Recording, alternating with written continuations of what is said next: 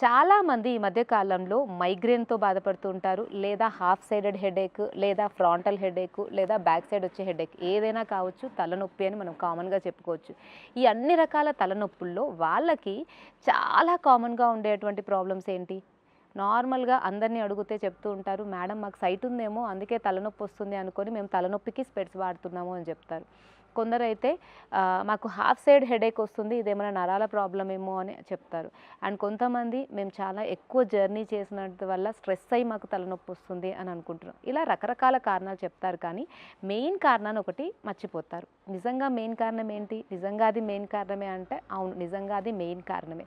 తలనొప్పి వస్తుంది అంటే మీరు దీన్ని డెఫినెట్‌గా చెక్ చేసుకోవాలి. మీకు ఈ ప్రాబ్లమ్ ఉందా? లేదా అని. అదేంటి అంటే మీ డైజెషన్ సరిగా లేకపోయినా, మీ కడుపులో గ్యాసెస్ ఎక్కువగా ఫామ్ అవుతున్న వాళ్ళకి డెఫినెట్‌గా హెడేక్ ప్రాబ్లమ్ అనేది ఉంటది. హాఫ్ సైడ్ హెడేక్ కావచ్చు, నార్మల్ హెడేక్ కావచ్చు, ఆక్సిపిటల్ హెడేక్ కావచ్చు, ఏదైనా కావచ్చు. కానీ ఈ గ్యాస్ట్రిక్ ప్రాబ్లమ్ ఉన్న వాళ్ళకి మాత్రం ఖచ్చితంగా హెడేక్ ఉంటుంది.